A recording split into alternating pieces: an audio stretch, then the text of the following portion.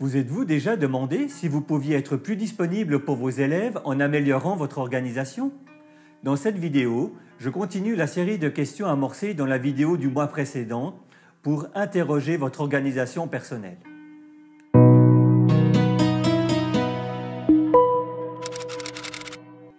Bonjour, je m'appelle Michael, j'enseigne depuis plus de 20 ans. Depuis plusieurs années, je suis sensible à la surcharge administrative dont parlent régulièrement mes collègues. Alors j'ai décidé de me retrousser les manches et de proposer des pistes d'amélioration de notre organisation personnelle. En cherchant, apprenant, mettant en œuvre un certain nombre d'éléments, j'ai découvert que non seulement mon organisation que je pensais bonne pouvait être encore largement améliorée, mais aussi que cela diminuait considérablement ma charge mentale et me rendait plus disponible pour mes élèves et mes collègues. C'est dans cette optique que je vous propose 10 questions pour évaluer votre organisation personnelle. Si vous n'avez pas encore regardé la première vidéo, je vous la mets en fiche et en description, je vous propose de mettre celle-ci en pause et de commencer par les 5 premières questions. Si vous l'avez déjà vue, bravo, vous en redemandez. J'espère que je vous en donnerai pour votre temps. Voilà, je me réjouis de vous retrouver et puis de pouvoir passer les prochaines questions en revue avec vous. Dans cette image pas très sympathique, on va parler des sources d'informations multiples. Question numéro 6, comment est-ce que je gère les informations au quotidien? J'expliquais dans une vidéo que je vous mets en fiche que quand j'ai commencé à enseigner il y a un peu plus de 20 ans, les choses étaient beaucoup plus simples que maintenant, tout simplement parce que les sources d'informations étaient beaucoup moins diversifiées. Mais il y a moyen de pouvoir progresser, de pouvoir apprendre à gérer ces informations pour qu'elles nous servent en tant qu'information et pas en tant que perturbation. Il y a plein de manières de gérer ces informations au quotidien. On peut le faire chaque fois qu'on a une notification. On peut le faire dès que les élèves ont le dos tourné. Ou les oublier souvent. On peut le faire quand on y pense. Un peu toute la journée, on a l'impression qu'on fait de l'administration toute notre journée. On peut jamais le faire aussi. On peut le faire quand on nous rappelle « Et tu as bien vu ce message, demain il faut que tu me donnes tel document ?» Ah ben non, j'avais pas vu. Et puis souvent c'est « Ne m'en parlez pas », c'est la gabegie totale, je m'en sors pas. Et donc on peut mettre en place des systèmes qui vont nous aider à gérer ces informations au quotidien. Dans une vidéo précédente également, je vous parlais du quart d'heure quotidien pour l'administration, c'est-à-dire de laisser de côté toutes ces notifications et puis une fois par jour, par exemple une fois que les élèves ont quitté la classe ou dans le train, si vous rentrez en train, ou une fois que vous êtes rentré à la maison, peut-être même le soir, une fois que vos enfants sont couchés, et ben voilà, je prends tout ce que j'ai reçu, je prends mes messages, les messages, les WhatsApp, les sources d'informations de la direction, donc par exemple chez nous c'est Teams ou SharePoint, et puis je regarde tout ça, en même temps je traite mes mails et puis je le fais une fois par jour, comme on le disait dans la vidéo précédente par rapport à la gestion de sa boîte aux lettres électronique. Une fois par jour, je traite les informations et c'est posé. Et pendant le reste de la journée, si jamais j'ai quelque chose, je regarde si c'est urgent. On a toujours des parents qui pensent que les profs, ils n'ont que ça à faire. Et donc, qui, pendant qu'on donne cours, nous envoient des messages pour dire « N'oubliez pas de dire à Jules qu'il doit rentrer avec son papa et pas sa maman aujourd'hui. » Voilà, certaines fois, on a 2-3 choses à faire comme ça. Mais disons que le reste, on peut le traiter à un moment où nous, on est disponible pour cela. Et donc l'objectif, c'est de réserver un moment pour toutes ces informations pendant la journée. À vous de voir quand. L'important, c'est que ce soit un moment où vous êtes disponible. Ce n'est pas forcément le moment où vous devez avoir le plus d'énergie parce que ce n'est pas la tâche la plus importante de la journée. C'est aussi, j'en parlais dans la vidéo précédente, mais d'avoir un moment où vous êtes au calme et vous pouvez gérer tout cela. Et pour pouvoir arriver à cet objectif, je vous propose de supprimer toutes les notifications sonores de vos téléphones, de vos ordinateurs. Et puis vraiment de regarder, tester peut-être plusieurs moments dans la journée. Peut-être que ça peut être la pause de midi. Aussi, chez nous, les pauses de midi sont assez longues. Voilà, trouvez un moment qui vous convient pour gérer toutes ces informations. Question numéro 7. On va parler de la planification et surtout de sa vision de la planification de l'année scolaire. Il y a plusieurs moyens ou plusieurs manières de planifier son année suivant le métier qu'on exerce. Je trouve que pour nous enseignants, c'est assez facile de planifier en fonction des périodes scolaires. Alors ici, je vous donne le calendrier vaudois, mais que vous pouvez adapter par rapport à votre expérience avec les différentes périodes. Et pour moi, une période scolaire, c'est une période qui est séparée de la suivante par 2 semaines de vacances. Donc c'est pour ça, par exemple, qu'en février, où on a la semaine blanche, je ne considère pas que c'est une fin de période. Et je pense que c'est important dans nos matières, en tout cas dans les matières principales, en ce qui me concerne, c'est français et mathématiques, de pouvoir dire, ben voilà, première période, je vais surtout étudier ça, deuxième période, ce sera plutôt ça, et de pouvoir quelque part planifier et séparer mes matières et mes composantes de matière, mes objectifs, par rapport à des périodes scolaires. Et puis, une autre chose, et où là aussi on peut mettre des accents, c'est ces semaines. Sur papier, toutes les semaines ont le même nombre de périodes, à part celles où il y a des jours fériés. Dans la réalité, on sait qu'il n'y a aucune semaine qui se ressemble. Ben, premièrement, parce qu'il y a déjà toutes les activités spéciales. Alors, soit qu'on a choisi une journée à la forêt, une journée au bord du lac ou telle visite culturelle. Aussi parce qu'on a ces visites imposées, par exemple la police pour la circulation routière ou la traditionnelle visite chez le dentiste. Du coup, les semaines changent. Et puis aussi, dans notre propre organisation, ben, je sais que la semaine où je tourne cette vidéo, je vais vraiment finaliser aux petits oignons l'enseignement et la vérification de l'enseignement de mes compétences de maths en numération, parce que la semaine prochaine, c'est l'évaluation et je vais être sûr que tous mes élèves soient prêts. Donc cette semaine-ci, c'est surtout ces mathématiques qui vont prendre le dessus sur peut-être d'autres enseignements. Bien sûr, ce n'est pas toutes les semaines les maths qui prennent la première place. Ça peut être peut-être même certaines fois le dessin ou la musique, parce que c'est l'activité qu'il faut absolument finir cette semaine, vu que la planification est prévue la semaine prochaine. Et ces accents de semaine sont bons, du moment bien sûr qu'ils sont étalés sur l'année et que ce n'est pas chaque semaine où on est à fond sur une seule matière et on délaisse tout le reste. Il doit bien sûr y avoir un équilibre. Et donc l'objectif ici, c'est de pouvoir planifier son année en ayant un découpage clair en périodes, donc par rapport à ces périodes scolaires, et puis en semaines. Et donc pour y arriver, c'est répartir les contenus en période scolaire et puis définir des accents chaque semaine. Bien sûr, le découpage en période, il se fait plutôt en début d'année, donc vous avez une idée claire en début d'année. Les semaines, ben c'est en début de semaine que vous avez décidé, ben voilà, cette semaine-ci, je vois que c'est de ça que j'ai besoin, c'est ça, là qu'on va mettre l'accent. Je ne vous demande pas d'avoir vos accents de semaine prévus tout au début de l'année. Alors là aussi, la planification, on pourra en parler beaucoup. J'ai fait une vidéo spécifiquement sur la planification où je prenais mon programme de conjugaison et puis je vous expliquais comment je l'avais mis en place. C'est une manière de faire, bien sûr. Là aussi, il y a beaucoup de manières différentes et je pense que même dans une carrière, on peut pas mal évoluer sur notre manière de faire. Question suivante. Question numéro 8. Comment est-ce que je compile et je classe les connaissances que j'accumule au fil des jours, des semaines, des mois et des années? Je pense que dans notre profession d'enseignant, on passe beaucoup de temps à chercher des bonnes idées. Quoi qu'en disent les gens, on se contente très rarement de reprendre le cours de l'année passée ou de l'année il y a 10 ans et puis de le réimprimer, de le redonner aux élèves. Mais comment est-ce qu'on fait pour justement garder une trace de tout ça et que dans 3, 4, 5 ans, où on va traiter le même sujet, on n'ait pas tout à recommencer à zéro, mais qu'on puisse construire notre nouvelle leçon sur tout ce qu'on avait déjà cherché quelques années en arrière.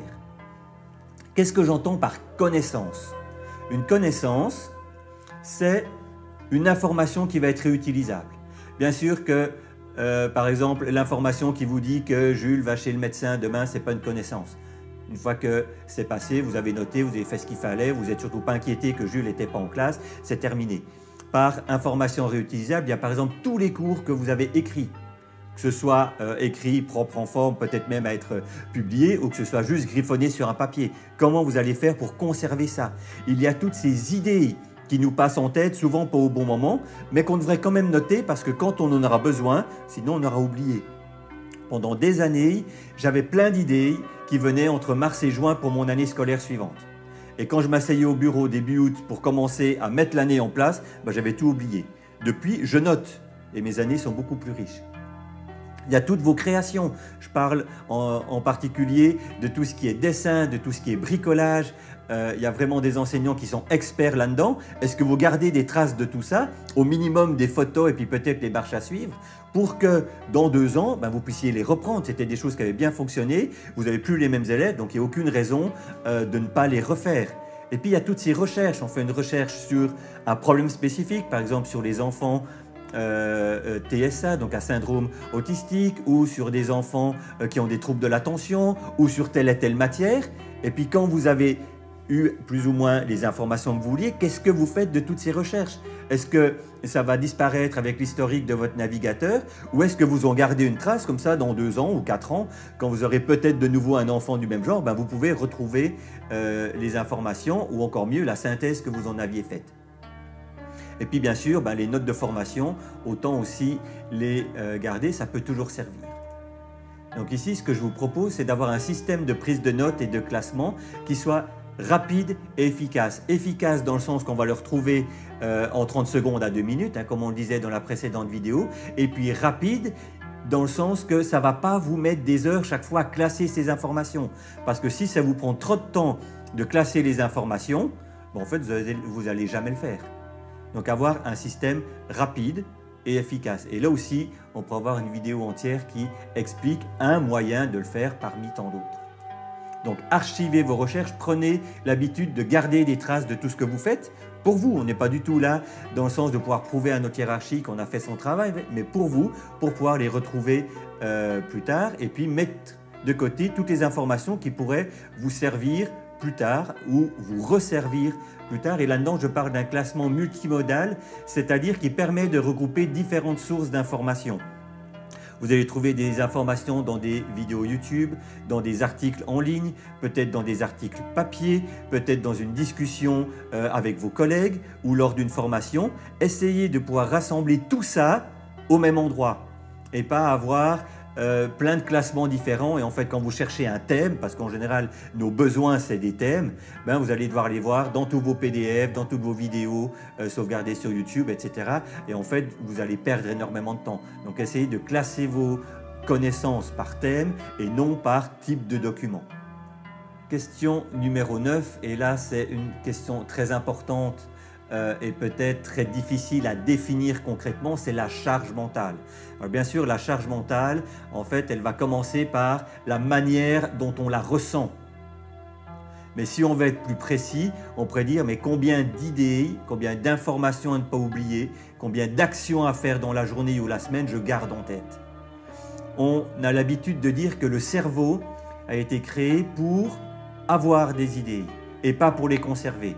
Et c'est un peu comme un disque dur. Si votre cerveau est plein des idées qu'il a eues et qui n'ont pas été déchargées sur un carnet de notes par exemple, ben, il n'a plus de place pour en créer d'autres. Et donc si on veut être créatif et continuer à avoir plein d'idées pour accompagner nos élèves, pour donner des cours intéressants, ben, il faut que quand on a une nouvelle idée, on la note. Comme ça est sorti du cerveau, le cerveau peut en produire de nouvelles. Alors je suis bien d'accord, c'est très schématique, mais c'est quand même un peu comme ça que ça fonctionne. Et donc la pression de la charge mentale, ben, c'est un peu comme le gonflage d'une roue de vélo. Ben, ça peut être plat et dans ce cas-là, c'est très positif pour la charge mentale, ou ça peut être extrêmement bien gonflé et ça veut dire pour le vélo c'est une bonne idée, mais pour nous, ben, qu'on n'a plus de place pour penser à autre chose. Donc essayez entre 1 et 8 de pouvoir jauger votre charge mentale. Et donc comment est-ce qu'on va pouvoir réduire cette charge mentale? La première chose, j'en parlais à l'instant, c'est d'avoir un vide-cerveau, de pouvoir noter quelque part tout ce qui nous passe en tête, comme ça on n'a plus besoin de s'en souvenir.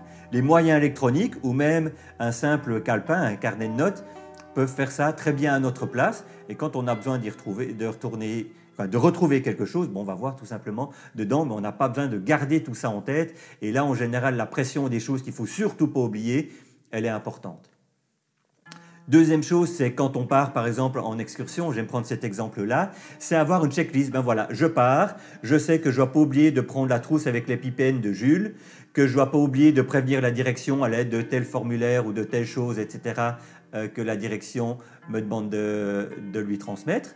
Et puis la dernière chose, c'est les plans de journée. J'ai souvent nos journées du lundi, du mardi, du vendredi, parce que j'enseigne pas le mercredi et jeudi, sont semblables. Et plutôt que tout réécrire, bon, on pourrait déjà se faire un plan de journée en papier qu'on photocopie ou en format électronique. Et chaque fois, on reprend le même modèle pour planifier ses journées. Là aussi, il y a une vidéo qui parle de mon organisation. Donc voilà quelques outils que je vous propose. Là, on pourrait aussi faire une vidéo peut-être sur chacun de ces moyens peut-être que ça viendra dans l'avenir. Mais n'hésitez pas en commentaire à me dire, ben voilà, moi j'aimerais que vous développiez plutôt la question 6, 7, 8, etc. Et donc l'objectif, c'est d'avoir la tête la plus vide pour être à l'écoute des élèves et pour agir librement dans ma classe avec le plus de sérénité possible. Si à 8h25, c'est l'heure à laquelle j'accueille mes élèves, j'ai déjà la tête super pleine de tout ce que je ne dois pas oublier, ben forcément que quand un élève va me dire je suis triste parce que mon papa est parti, je suis triste parce que j'ai mal dormi, j'ai oublié mon devoir, etc., ben je vais être dans mes idées, je ne vais pas être disponible pour l'écouter. Et je crois que ce projet maître de son temps que je mène depuis le début de l'année, c'est vraiment dans l'idée de pouvoir être à l'écoute de nos élèves, et je pense que gérer sa charge mentale le mieux possible, ça nous permet d'être beaucoup plus serein, d'être beaucoup plus à l'écoute de nos élèves. Et donc comment est-ce qu'on peut faire ça? Noter tout ce qui nous remplit la tête, utiliser des checklists pour les éléments récurrents, alors qu'ils se passent plusieurs fois, mais peut-être pas plusieurs fois par année, mais au moins quand je refais moi cours d'école par exemple, j'ai déjà la liste de tout ce que je dois regarder. Et puis planifier ces journées avec des plans de journée, tout simplement parce que ça va beaucoup plus vite. Question numéro 10, et ce sera la dernière question en ce qui nous concerne nous. Après, j'ai un petit bonus pour nos élèves. Est-ce que mon environnement de travail me plaît? Certaines fois, on est un petit peu spartiate en se disant j'ai pas besoin d'un environnement de travail, il faut surtout que je fasse le travail. Je ne sais pas si vous avez déjà essayé de faire le travail à la terrasse d'un café, tout calme, il n'y a presque personne. Vous avez juste la température qu'il faut, une petite brise légère, un café, un thé ou peut-être une bière suivant l'heure de la journée. Et puis vous avez votre ordinateur, vous répondez à vos mails ou vous faites ce que vous devez faire. Je crois que c'est beaucoup mieux que quand vous le faites sur la table de la cuisine, que vous avez tous vos enfants autour de vous, que votre mari prépare le souper. Il y en a qui vont rigoler parce que moi je ne prépare pas les soupers. Et que vous n'avez absolument pas un cadre agréable. Et donc je pense que de mettre en place, de prendre un peu d'énergie, un peu de temps et peut-être même un peu de moyens financiers pour mettre en place un environnement de travail qui me plaît et qui ne sera certainement pas le même que la collègue d'à côté, c'est quelque chose d'important. Donc comment est-ce qu'on pourrait définir un environnement de travail qui me plaît? Première chose, c'est de connaître ses besoins. Qu'est-ce qui me fait plaisir? De quoi est-ce que j'ai besoin? Personnellement, moi j'ai besoin d'espace. Donc mon bureau, alors j'y travaille 2 jours par semaine, donc j'ai pris le temps de bien l'aménager. Mais il a 2 grands écrans, il fait 2,50 m de long, et puis il est dans une pièce où je peux fermer la porte, il est bien aéré, il est bien lumineux. Et puis au niveau des temps que j'y passe, il y a des moments où je suis à la maison et où je suis tout seul à la maison parce que mes filles sont à l'école et mon épouse est au travail. Et c'est clair que c'est dans ces moments-là que je travaille le mieux. Mais c'est ce qui me correspond à moi et à vous d'essayer de vous écouter et de voir ce qui est important pour vous. Ensuite, ça va être d'un espace de travail pratique. Alors de nouveau, pratique, ce n'est pas la même chose pour tout le monde, mais où on peut facilement avoir accès peut-être à une imprimante, à ces documents, où on a de la place pour poser les différents livres ou consulter les différents sites internet. Et où peut-être si vous travaillez plutôt en numérique, où vous n'avez pas 50 fenêtres les unes sur les autres, mais peut-être un écran suffisamment grand pour les mettre les unes à côté des autres. Si vous êtes plutôt papier-crayon, vous avez la possibilité de poser différents livres, peut-être différents carnets, etc., les uns à côté des autres, sans que ce soit trop serré. Et puis le dernier point que je découvre de plus en plus, c'est comment est-ce que je peux agrémenter pour qu'il soit à mon goût. Alors ça peut être par rapport aux couleurs des objets, ça peut être aussi par rapport à la décoration. Qu'est-ce que je vais mettre comme cadre, peut-être comme citation? Est-ce que j'aime les plantes vertes ou peut-être des fleurs? D'avoir un endroit qui soit sympathique et qui me ressemble. Peut-être que c'est comme sur l'image de la question, sur un sofa ou même sur son lit, peu importe. L'idée, c'est d'avoir un environnement de travail où vous savez que vous êtes bien pour travailler et que cet environnement va vous encourager dans votre travail plutôt que vous poser problème et quelque part mettre de la friction et vous empêcher d'être efficace dans ce que vous avez choisi de faire. Donc ici, l'objectif, ça va être de créer ou d'améliorer, parce que je pense que vous avez de toute façon un cadre de travail. Ça peut être en classe ou ça peut être à la maison. Il y a eu des moments où je préférais travailler en classe parce qu'à la maison, je savais qu'il y avait du bruit et puis que je ne pouvais pas forcément me concentrer, même si moi je suis plutôt team, je travaille à la maison. et puis qui soit fonctionnel et agréable. Et donc définir ce cadre et puis prendre le temps peut-être aux prochaines vacances de créer cet espace ou de l'agrémenter ou de l'améliorer. Nous avons terminé avec les questions qui concernent l'enseignant. Mais bien sûr, notre travail est toujours dirigé vers nos élèves. Et donc, j'aimerais prendre cette 11e question pour interroger un tout petit peu tout ce qu'on a vu, toutes ces questions qu'on s'est posées, et puis voir ce qui peut être fait par rapport à ça avec nos élèves. Donc, quels sont les éléments précédents, donc des questions de la vidéo précédente et de cette vidéo, qui peuvent être mis en pratique avec mes élèves? Alors bien sûr, mes élèves n'ont pas d'email, ils n'ont pas toutes ces sources d'informations, leur charge mentale est, je pense, relativement réduite, mais quand même, il y a toute une série de choses qu'on peut mettre en place pour aider nos élèves. Alors premièrement, on va aller faire un petit tour dans le PER. Donc le PER, c'est le plan d'études roman pour ceux qui ne sont pas de Suisse. Et on a des éléments dans notre plan d'études qui montrent que travailler tous ces éléments qu'on a vus, donc transférer ces questions 1 à 10 avec nos élèves est pertinent. On a par exemple un élément au niveau de l'autonomie dans la formation générale 13 pour le premier cycle, 23 pour le deuxième cycle, qui parle de donner des outils aux élèves, des outils pour pouvoir être autonomes et puis pouvoir nourrir leur manière de penser pour qu'ils essayent, dans la mesure du possible, de trouver des solutions, des réponses à leurs questions par eux-mêmes. Alors je ne vais pas aller dans l'extrême d'une pédagogie qu'on enseignait il y a peut-être 20 ou 30 ans, où en fait quand les élèves posaient une question, il fallait leur répondre par une question pour qu'ils trouvent eux-mêmes la solution. Je pense qu'il y a des situations qui s'y prêtent et d'autres pas, mais c'est de forger cette manière de penser où plutôt que de dépendre de l'autre, je vais essayer de faire tout ce que je peux pour trouver la solution par moi-même avec des outils qui ont été mis en place dans la classe le plus souvent. Et puis le deuxième point, c'est des stratégies. Quelles sont les stratégies que je donne à mes élèves pour qu'ils puissent être autonomes, pour qu'ils puissent gérer tous ces éléments d'organisation le mieux possible. Donc dans le PER, c'est dans les compétences transversales, dans le fait de se connaître, savoir de quoi moi j'ai besoin pour être à l'aise dans mon travail. J'ai un petit dossier sur enseigner.org qui s'appelle « Qui suis-je ?», où je répertorie toute une série d'activités pour que les élèves puissent apprendre à se connaître. Je vous le mettrai dans la description.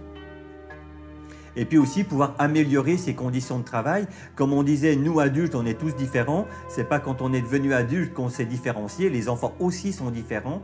Et donc, on peut aussi leur apprendre, les aider à pouvoir améliorer leurs conditions. Par exemple, en définissant avec eux, peut-être dans leur organisation familiale, quand c'est le mieux de faire ses devoirs, peut-être où c'est le mieux de faire ses devoirs. Et puis peut-être aussi en classe, de pouvoir proposer différentes modalités sans forcément aller jusqu'à la classe flexible qui a l'air d'être très très bonne à ce niveau-là, mais qui demande énormément de mise en place. Et je ne peux pas vous dire, si vous ne faites pas la classe flexible, vous avez tout raté, bien sûr. Donc voilà, comment est-ce que je vais transférer mes découvertes personnelles vers mes élèves? Et là, j'aimerais faire une toute petite parenthèse. On a tous des passions. Les miennes, vous commencez à les connaître si vous suivez cette chaîne régulièrement. Et je crois que la meilleure chose qu'on puisse faire avec nos élèves, c'est leur partager nos passions. Si on est passionné de quelque chose, on va pouvoir donner cours, on va pouvoir transmettre cette passion, au moins la proposer. Bien sûr que tous nos élèves n'auront pas les mêmes passions que nous, mais c'est quelque chose d'important. Et prenons l'habitude, quand on découvre quelque chose qui nous sert, de pouvoir le transférer à nos élèves. Alors je ne parle pas de leur enseigner tout ce qu'on a découvert. Nous, de pouvoir l'adapter à leur niveau, et puis de pouvoir voir comment ça pourrait servir à nos élèves et le transposer de cette manière-là. Et donc réfléchir en parallèle à l'amélioration de notre organisation de professionnels de l'enseignement et à l'organisation de nos élèves, que ce soit par rapport au temps, que ce soit par rapport au travail, que ce soit par rapport au matériel, comment est-ce qu'on gère le matériel en classe. J'ai fait une vidéo aussi sur l'aménagement de la classe et c'est clair qu'on peut avoir certains aménagements qui vont favoriser une bonne entente et un travail efficace et d'autres qui, au contraire, pourraient induire des difficultés, voire des tensions assez vives en classe. Et puis, finalement, quelles sont les techniques, les manières de faire que je peux mettre en classe pour aider mes élèves à avoir une bonne organisation. Alors voilà, on arrive à la fin de cette deuxième vidéo par rapport à l'observation, au jaugeage de son organisation personnelle. J'espère que vous n'êtes pas complètement sous l'eau, mais que vous avez trouvé quelques pistes pour justement pouvoir améliorer ou parfaire votre organisation personnelle. Et puis avec cette dernière question, celle de vos élèves également. Pour aller plus loin, je vous propose cette vidéo de Être prof. Il s'agit d'une interview de Julien Guéniat, fondateur de l'organisologie. Non, ce n'est pas une nouvelle secte. Il nous explique un certain nombre de principes pour une vie plus sereine, et c'est aussi valable pour l'école. Je vous souhaite une excellente fin d'année. Faites ce que vous aimez, enseignez. Si vous avez trouvé cette vidéo intéressante, si un ou plusieurs éléments vous permettent de progresser dans votre qualité d'enseignement, de vous recentrer sur ce que vous aimez faire, c'est-à-dire enseigner, mettez un pouce. Mettez peut-être un commentaire en expliquant en quoi cette vidéo vous a parlé, vous a intéressé. Et puis n'hésitez pas non plus à la partager sur vos réseaux sociaux et pourquoi pas à en discuter dans la salle des maîtres. Notre chaîne YouTube est encore toute petite, mais c'est grâce à vos partages, à vos discussions que l'audience pourra grandir et que le contenu qui vous sert pourra servir aussi à d'autres enseignants. Je vous en remercie.